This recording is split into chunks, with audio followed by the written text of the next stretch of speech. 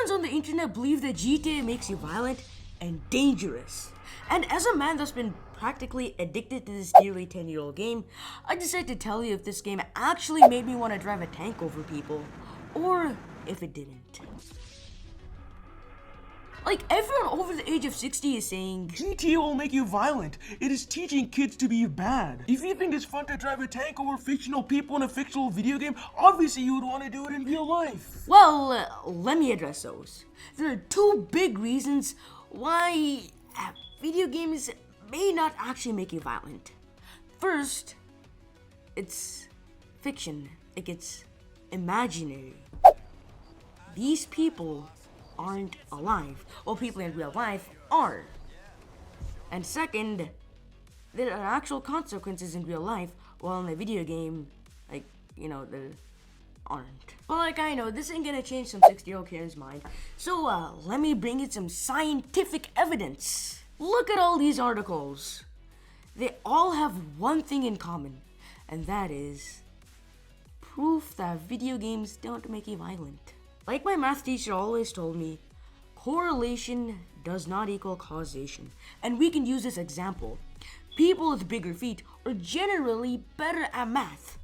Well, that is true, but they aren't related. So in my personal opinion, and according to people who are a lot smarter than me, aka scientists, video games don't make you violent. But I think most people already kind of knew about that.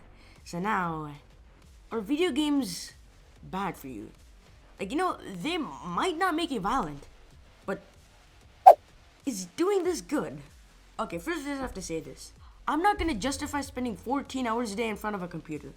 That isn't good for you. And I think everyone knows that. But there is some good to video games. Video games increase your attention span, improve decision making and problem solving capabilities in competitive environments, and improve memory and learning.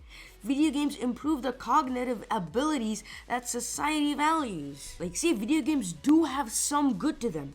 And for the people that do spend 14 hours a day in front of a computer, I have one explanation for them. I would say the video game is addictive, but it isn't because of the video game that they're playing it for 14 hours straight. It's because of some other issue. People do it as a coping mechanism.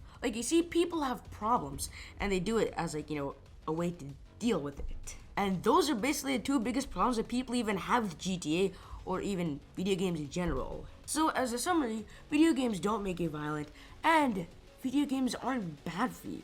I know this probably isn't gonna change a 6-year-old's mindset, but if you look at the facts, you're wrong. If you believe that video games are bad for you. But that's it. Thanks for watching. Make sure to subscribe.